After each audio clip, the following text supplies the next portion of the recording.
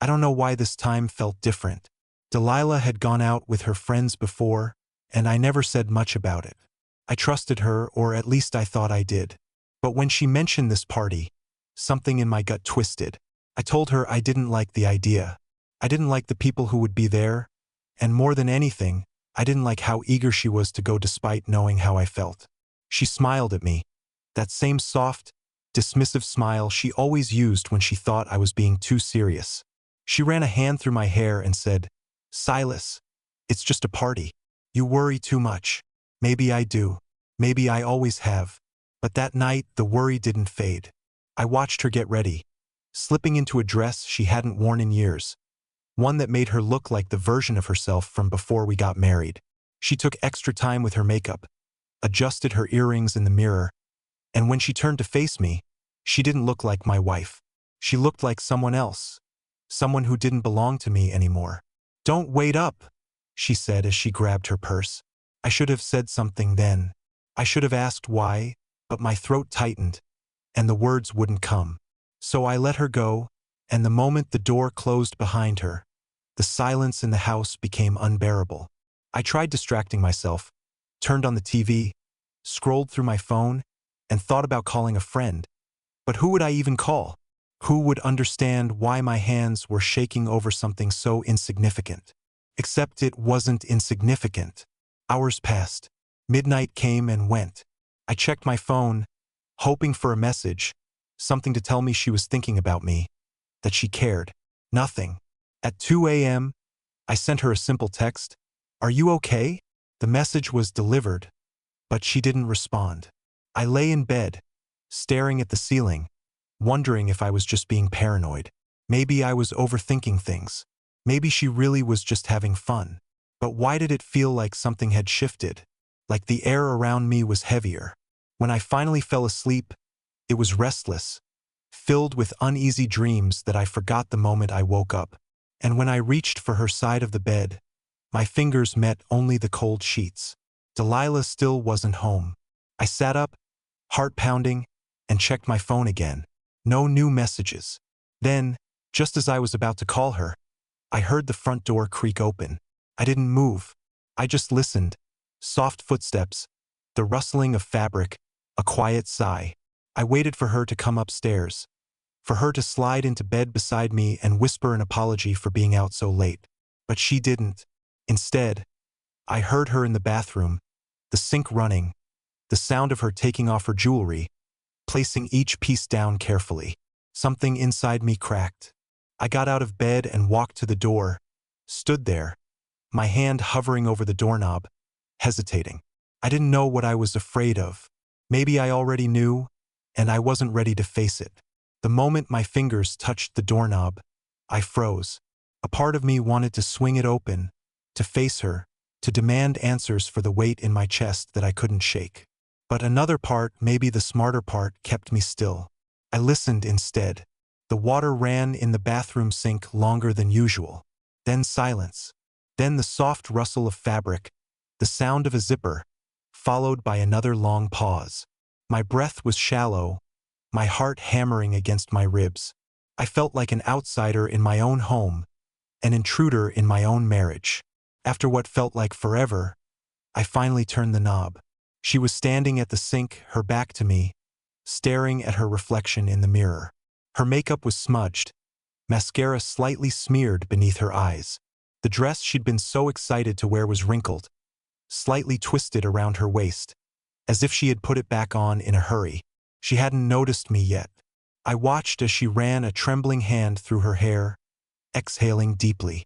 She looked conflicted, tired, not drunk, not exactly, but not sober either.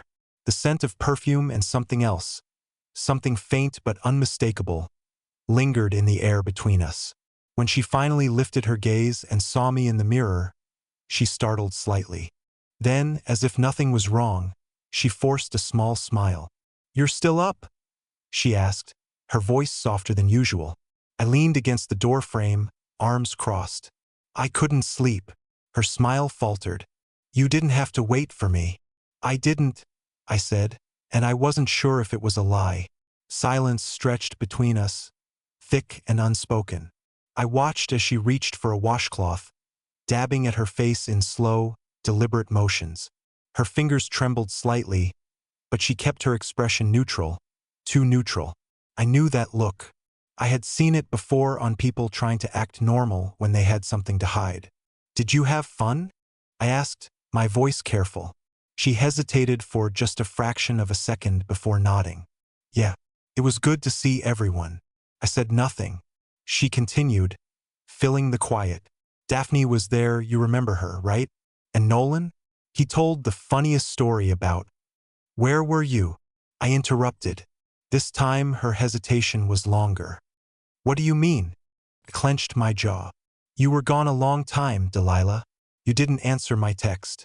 It's 3 in the morning." She sighed, setting the washcloth down. "My phone was in my purse. I didn't see your message." That wasn't an answer. She turned toward me then, wrapping her arms around herself. "Silas, I'm exhausted.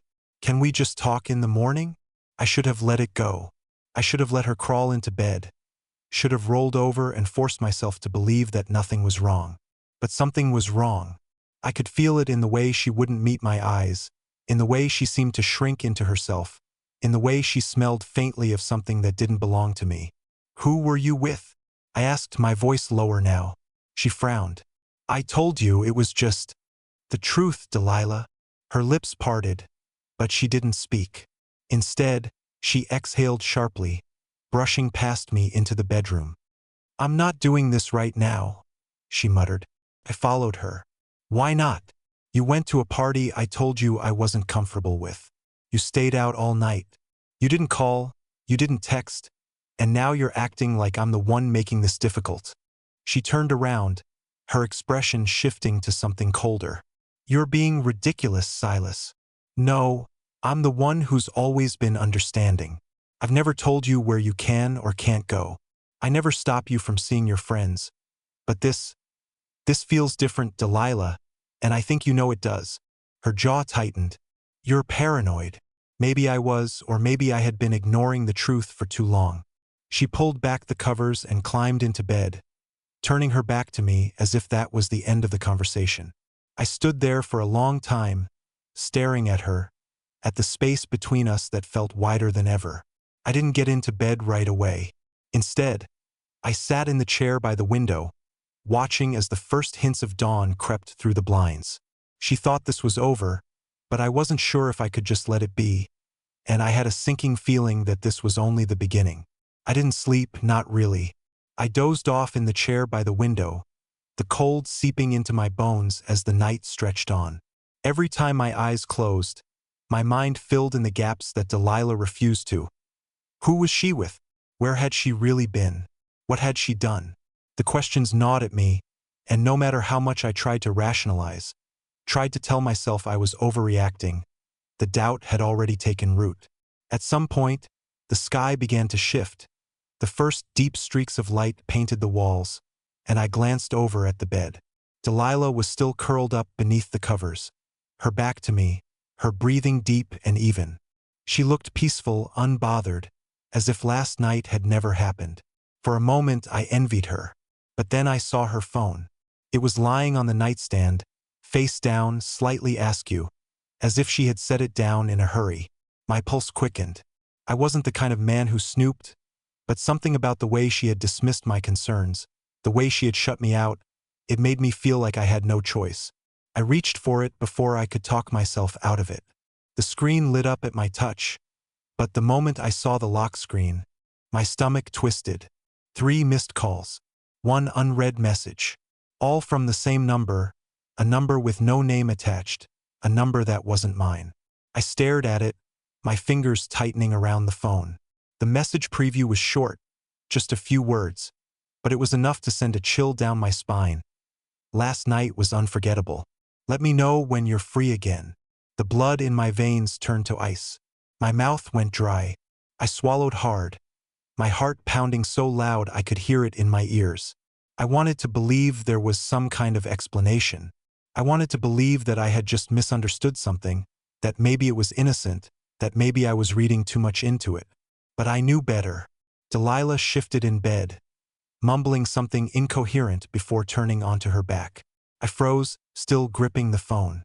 For a second, I thought she'd wake up, but she just sighed softly, completely oblivious to the storm raging inside me. I needed answers. I put the phone down exactly where I had found it and stood up, my legs unsteady beneath me. My mind raced through 100 different scenarios, each worse than the last. I could wake her up right now. I could demand she explained herself. No. I wasn't going to confront her half asleep, not when she could easily lie her way out of it, not when I was barely holding it together myself. I needed proof, real proof, and there was only one way to get it.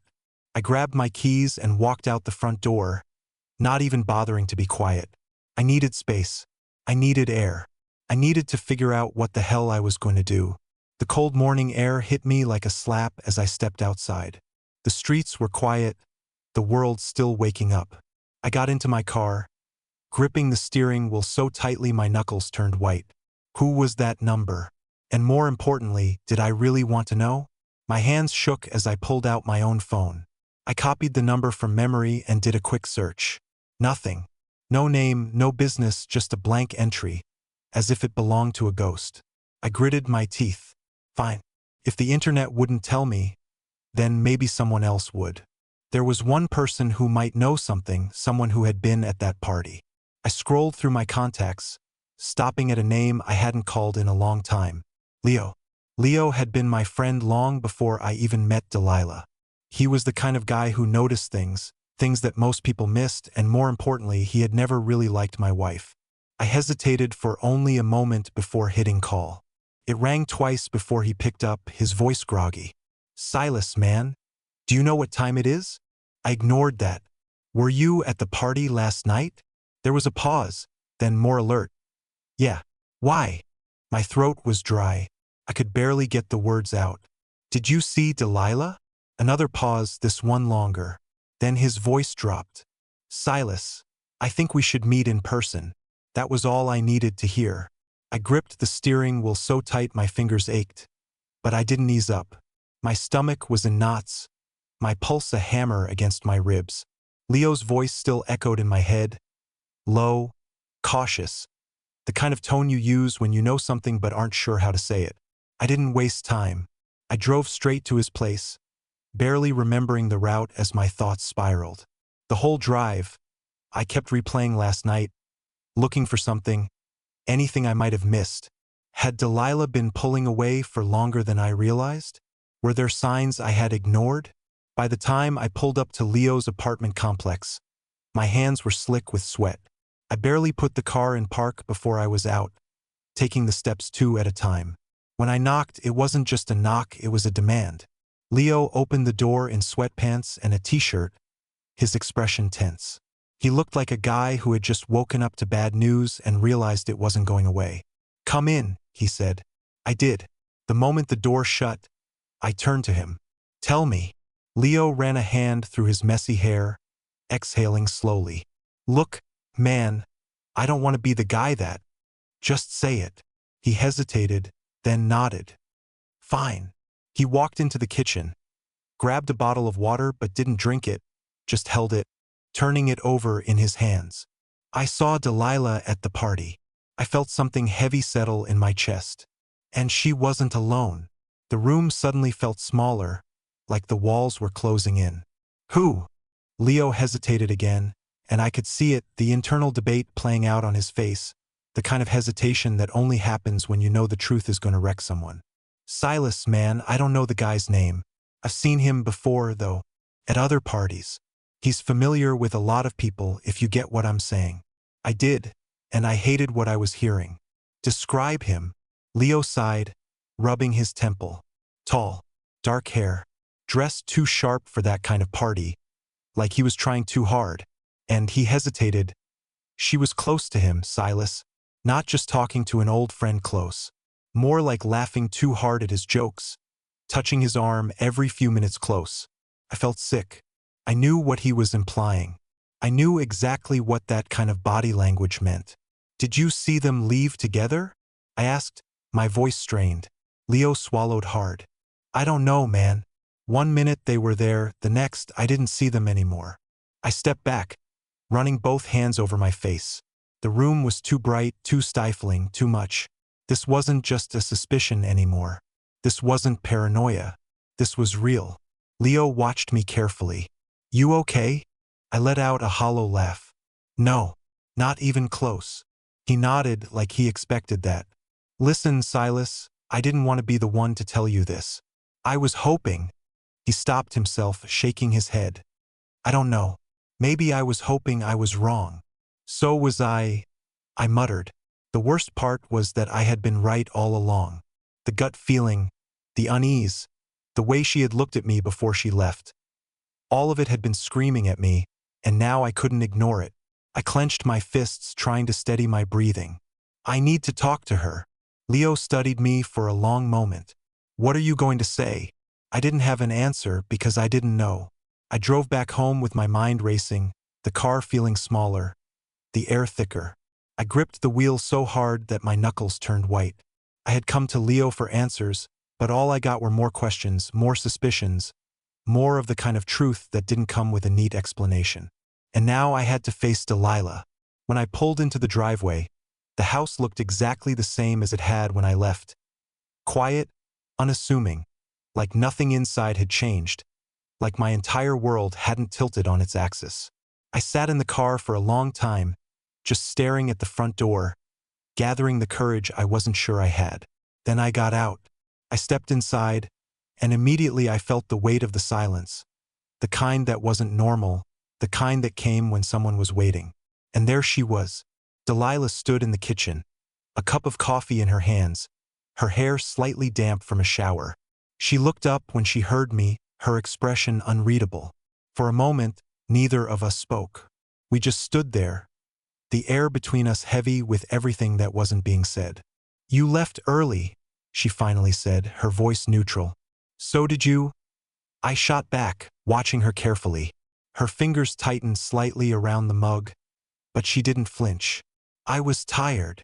I laughed, not because it was funny, but because it was insulting. "Tired?" I echoed, shaking my head. "That's what we're going with?" She frowned.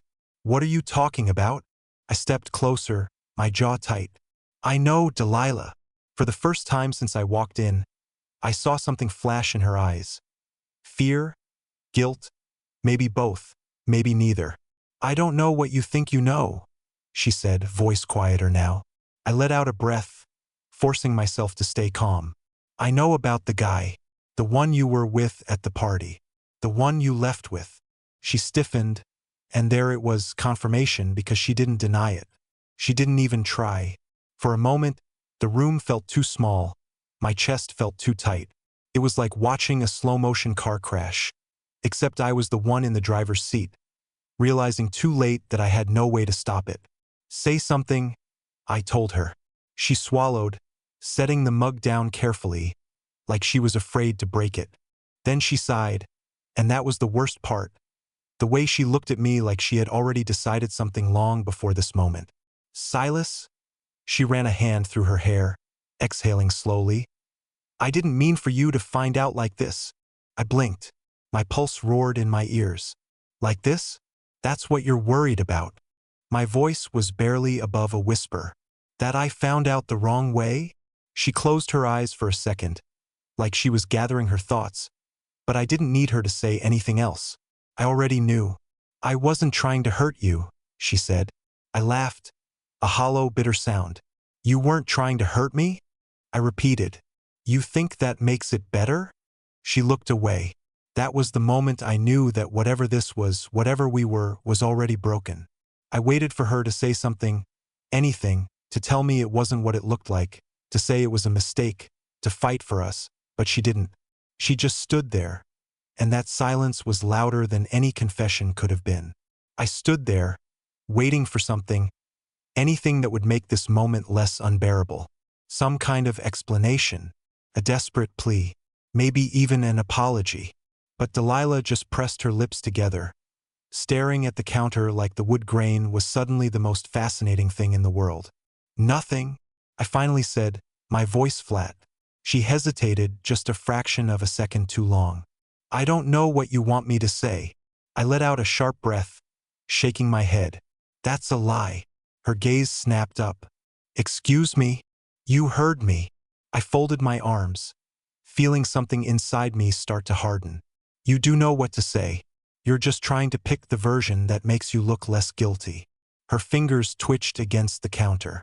Silas, this isn't black and white. I let out a humorless laugh. No, because from where I'm standing, it looks pretty damn simple. She sighed, rubbing her temples like I was the one exhausting her. I didn't go to that party planning for anything to happen. The words made my stomach twist. I stared at her. So you're admitting it? She inhaled sharply but didn't backtrack, didn't deny it. She just shrugged. I took a step forward. Say it. She frowned. Silas, no. Say it. Say what you did. She swallowed, her throat bobbing. Then finally, she looked at me, really looked at me, and I saw something shift in her expression. Resignation. I was with someone last night. I felt something inside me splinter. I had known. And yet hearing her say it still knocked the air from my lungs. I clenched my jaw so hard it ached. Who? Does it matter? My fingers curled into fists. It matters to me. She exhaled through her nose, tapping her nails against the counter. A nervous tick. His name is Callum. I searched my brain for the name, but it meant nothing to me. Some faceless stranger. Some guy who had been in my house without ever stepping foot inside. I nodded slowly. And how long? She winced, like she wanted to lie but knew it would be useless. A few months. A sharp, bitter laugh escaped me. So not just a mistake, then. She cut herself off, swallowed. No. Silence. It stretched between us, thick and suffocating, wrapping around my ribs like a vice. I turned away, gripping the back of a chair just to ground myself. I stared at the kitchen wall, breathing slow and deep, trying to keep control, trying to keep from saying something that would tear through the last thread of civility holding this conversation together. I wanted to tell you, she murmured. I scoffed. That's rich. She took a hesitant step forward. I mean it. I held up a hand. Don't stand there and act like you're the victim in this. Her mouth snapped shut. I gave you everything, I said, my voice eerily calm. I trusted you. I stood by you, and the one time I tell you I'm not okay with something, you look me in the eyes and go anyway because what? It was more important than us. She looked away. She didn't have an answer. I let out a breath, stepping back. I had spent years believing that Delilah and I were solid, that whatever storms came our way, we'd get through them, that the foundation we built was strong enough. But now, standing in this kitchen, looking at her, I realized something. I had been the only one holding it up. She had let go a long time ago, and I had been too blind to see it. I thought that when betrayal hit, it would be like a wrecking ball, one clean, devastating strike that left nothing standing. But that's not how it happened. It wasn't a sudden, catastrophic moment. It was slower, more insidious, like standing in a house you built with your own hands, only to hear the quiet groan of the foundation buckling beneath your feet. You don't fall immediately. You don't even realize you're falling at first. You just stand there, frozen, watching as the walls tilt, as the floors crack beneath you, until suddenly, there's nothing left to hold you up. That was what this felt like. Delilah hadn't just hurt me. She had erased me. The version of me that trusted her, the version of me that believed in us, the version of me that fought for us, and she had done it so effortlessly. I let go of the chair I had been gripping, my fingers stiff from how tightly I had clenched it. My body was tense, my pulse too loud in my ears. The air in the room was thick, stagnant. Delilah still hadn't moved. She was watching me like she wasn't sure if I was going to break something or break myself, and maybe she was right to be unsure. Do you love him? My voice was hollow. She inhaled sharply. I don't know. I let out a slow breath, forcing myself to nod. Right? That was worse than a yes. Worse than if she had looked me in the eye and told me she had fallen for someone else. Because, I don't know meant she didn't care enough to decide. It meant she was already gone, mentally and emotionally. I had just been too stupid to realize it. I turned away, pressing my palms into the counter, trying to steady myself, trying to breathe. My heart was pounding, my chest tight with something I couldn't name. For a moment, neither of us spoke. "I didn't want it to happen like this," she murmured. I laughed, a bitter, humorless sound. "You keep saying that like that makes it better." She exhaled slowly, her hands gripping the edge of the sink. "I didn't want to hurt you, Silas." I turned back to face her, and something inside me snapped. "You didn't want to hurt me?" I repeated, my voice sharper now. "You didn't want to hurt me, but you spent months sneaking around, lying to my face, walking into this house every night pretending like we were still us. And now, when there's nowhere left to hide, you have the audacity to act like you still care?" Her face twisted. "I do care." "No," I said, shaking my head. "You don't. You care about how you look in this. You care about not being the bad guy. But if you actually cared about me, this wouldn't have happened in the first place." She opened her mouth, closed it. I watched as she struggled to form the words, as she tried to find something, anything that would make this easier for her. But there was nothing, because there was no easy way out of this. I rubbed a hand over my face, exhaustion creeping in. "Why did you stay?" Her brows pulled together. "What?" I gestured between us. "If you didn't want me, if you didn't love me anymore, if you wanted him, why did you stay?" She swallowed, looking down at her hands, and for the first time since this conversation started, I saw it. The shame. I don't know. Another lie. Or maybe not. Maybe she was just too much of a coward to admit the truth. I let out a slow breath. "I think you do." Her eyes flickered to mine. "You stayed," I continued, voice quieter now, "because you liked the comfort of me. Because you liked having someone at home while you went out and played house with someone else." She flinched. "Good." I straightened, my jaw tightening. Did he even know about me? Her silence was my answer. Of course. Of course she hadn't told him, because that was the kind of person Delilah had become. Someone who wanted it all, someone who wanted to be worshipped in two different places by two different people, but I wasn't going to be that person for her anymore. I exhaled sharply, stepping back. "I want you out." Her head snapped up. "Silas, no." I held up a hand, my chest burning. "You don't get to argue this. You don't get to sit here and act like there's something left to salvage. I want you out." She inhaled sharply, looking like she wanted to plead, like she wanted to reach for me, to ask for some kind of forgiveness. But I saw the hesitation in her posture, the guilt, the uncertainty. She didn't want me. She just didn't want to be the one to leave. That made my decision easier. I turned on my heel and walked out of the kitchen, out of the house, out of the wreckage of what we used to be. I didn't look back because there was nothing left worth looking at. I didn't stop walking, not when I stepped outside, not when I reached my car, not even when I got in and gripped the steering wheel so tight my knuckles turned white. I just breathed. For the first time in months, maybe even years, I wasn't drowning in the weight of uncertainty. The truth had been ugly, yes. It had burned through me like wildfire, scorching every piece of the life I thought I had. But now there was only clarity. I had spent so long fighting for something that had already been lost, holding on to a woman who had let go of me long ago. I had begged, pleaded, convinced myself that if I just loved her harder, she would remember what we had. But love doesn't work like that. It's not a prison sentence. It's not a contract. It's not something you hold someone hostage in, hoping that if you keep them long enough, they'll remember why they stayed in the first place. Delilah had made her choice, and now I was making mine. I put the car in drive and pulled away from the house.